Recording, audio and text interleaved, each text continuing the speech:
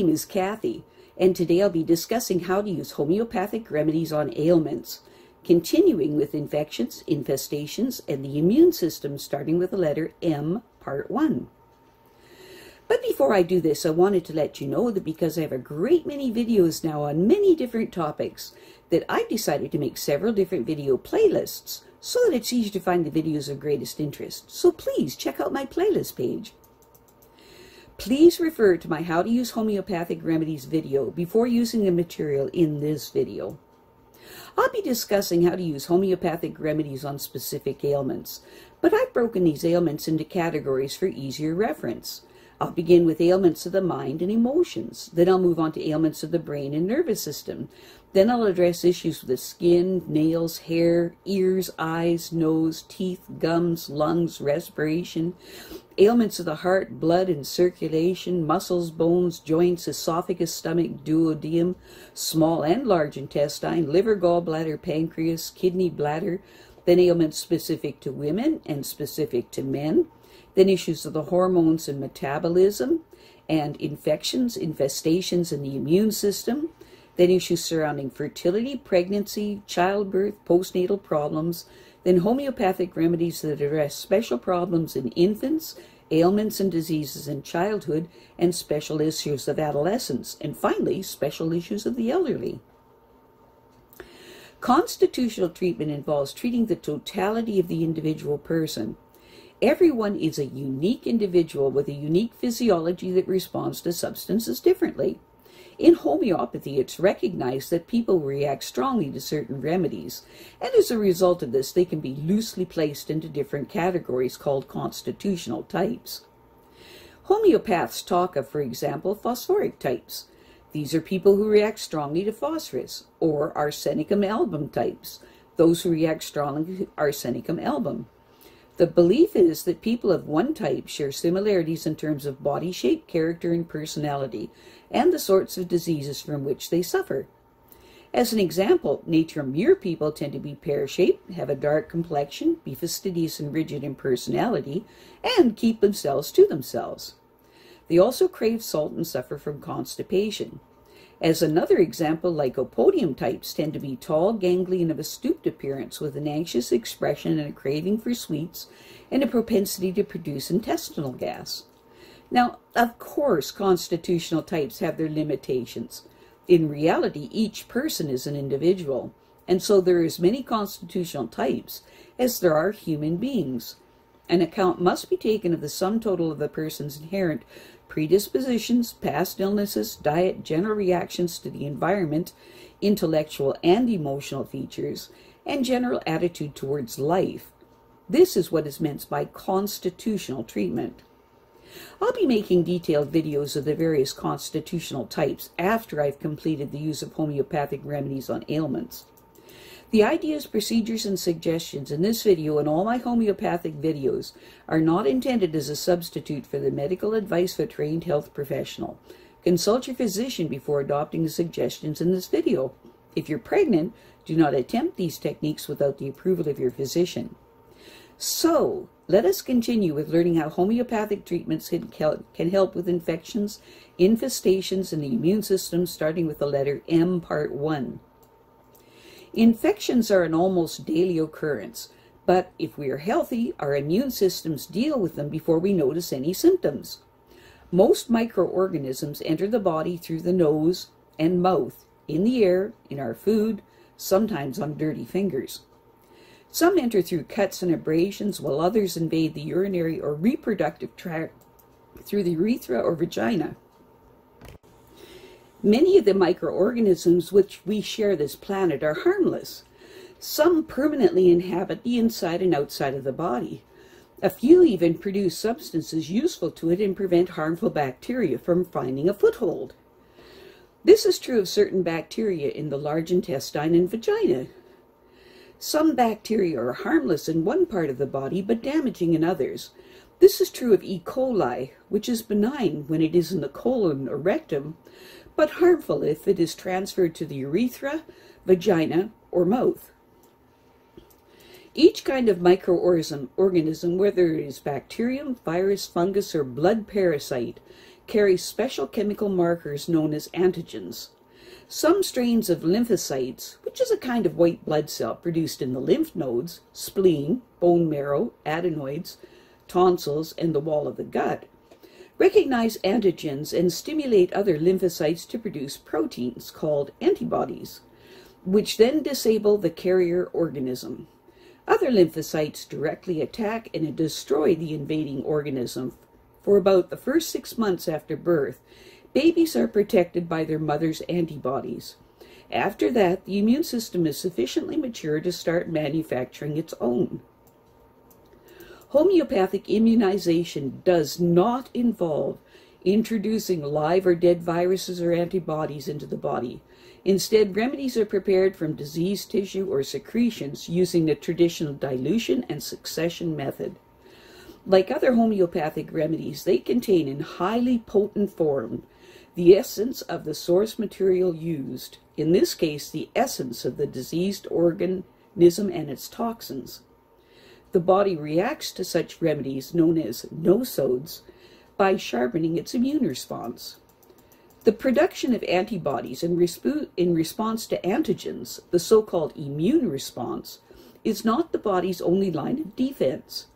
The body's first line troubleshooters are neutrophils and macrophages, which are two kinds of white blood cell that constantly patrol the bloodstream, and tissue fluids that respond immediately to the chemical and thermal signal sent out by the tissue when they become inflamed. If inflammation is suppressed, white cell activity is impaired. Neutrophils and macrophages gobble up and digest offending microbes, foreign particles, and other noxious elements. The resulting pus is a mixture of necrotic tissue, dead bacteria, and dying white blood cells. Infections can be treated by killing the germs that cause them or by helping the immune system to deal with them, or both, depending on general health and the virulence of the infection. Traditional antibiotics can deal with bacteria, but not viruses. After a course of antibiotics, live yogurt or kefir, eaten daily for at least 5 days, helps to repopulate the gut with the beneficial bacteria that the antibiotics have killed, along with the harmful bacteria that was their main target. Homeopathic remedies, improved nutrition, fresh air, exercise, and rest can restore the coping ability of the immune system. In some cases, homeopathic remedies and antibiotics used together may be necessary. Constitutional homeopathic treatment is always advisable after serious infections. Occasionally, as a result of aging or exposure to certain virus, bacteria, chemicals, and environmental factors, the body loses some of its ability to discriminate between self and non-self, or fails to recognize and destroy its own abnormal cells. The first kind of impairment leads to autoimmune diseases such as rheumatoid arthritis and systemic lupus, and the second leads to cancer. Allergies, distressing reactions to certain drugs, chemicals, foods, and other substances that seem to be tolerated by the majority of people are the downside of having an immune system. Malaria. Malaria is caused by a single-celled parasite of the genus Plasmodium. It is spread from person to person by Anopheles mosquitoes. The mosquito bites and draws blood from an infected person, then bites a non-infected person, at the same time that it is injecting parasites into the bloodstream. The parasites settle in the liver, where they begin to multiply. 9 to 30 days after the bite, thousands of the parasites enter the bloodstream, and the first symptoms of malaria appear, which are typically headache, fatigue, and nausea. 24 hours later, the person begins to feel cold and shivery. Then the fever sets in, accompanied by rapid breathing, and then there is profuse sweating and a fall in temperature. This sequence of events takes 12 to 24 hours, after which the person is left feeling extremely weak, with great tenderness in the liver area. The appropriate action, as soon as malaria is suspected, is to see a doctor within 2 hours. Unless drugs are taken immediately, another attack is likely within 2 to 3 days. the parasite population takes 2 to 3 days to build up again. If the parasite is P. falciparum, the acute phase is likely to last 2 to 3 days and be very severe, but recurrence is unlikely. Untreated malaria can lead to anemia and blocked blood vessels in vital organs. The parasite damages red blood cells and causes them to stick together. The homeopathic remedies that follow should be given in addition to orthodox drugs. Specific remedies, to be given 4 times daily for up to 6 days. Thirst before or after acute phase, but not during it. Chilliness not helped by warmth, sweating, and weakness. Attack preceded by restlessness and pains in the joints. Use China 6C. Chills, fever, and sweating. Thirst, pains in the spine. Use China Sulph 6C. Burning fever, great weakness and prostration, fluid retention, person thirsty for sips of water. Use Arsenicum 6C. If none of the remedies above seem suitable, use Sulphur 6C. Prevention. When you are visiting a country where malaria is endemic, ask your doctor for a supply of anti-malaria drugs. These have to be taken for several weeks before traveling while you are in the country and for several weeks afterward. If for some reason you cannot take these drugs, arm yourself with China Sulph 6C or Arsenicum 6C and take 2 doses daily while you are in the malarial regions. Measles. For the first 10 to 14 days after you're infected, the measles virus incubates. You have no signs or symptoms of measles during this time. Measles typically begin with a mild to moderate fever, often accompanied by a persistent cough, runny nose, inflamed eyes, and sore throat. This relatively mild illness may last 2 to 3 days. The rash consists of small red spots, some of which are slightly raised. Spots and bumps in tight clusters give the skin a blotchy red appearance. The face breaks out first. Over the next few days, the rash spreads down the arms and trunk, then over the thighs, lower legs, and feet. At the same time, the fever rises sharply, often as high as 104 to 105.8 Fahrenheit, 40 to 41 degrees centigrade. The measles rash gradually recedes, fading first from the face and last from the thighs and feet.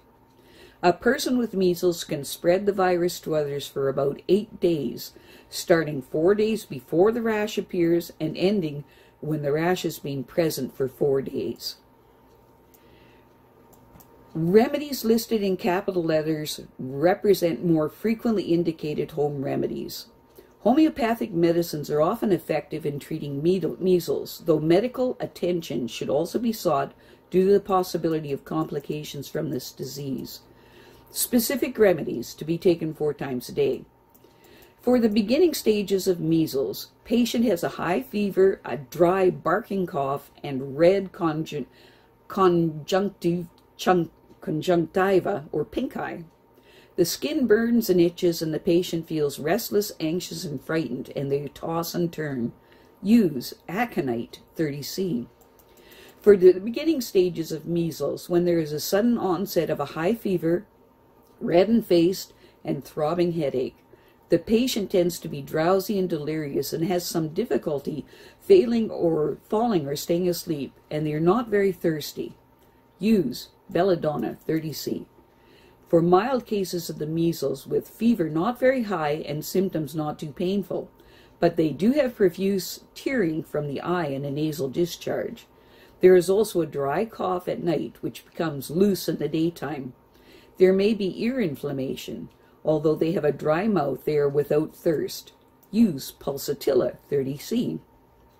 For cases where the rash begins but fails to develop fully and soon disappears, though the patient doesn't feel completely well, the itching is worse by warmth and their face and eyelids are puffy. Use Apis 30C. For cases where the skin eruptions are delayed, the patient has a hard, dry cough and no expectoration.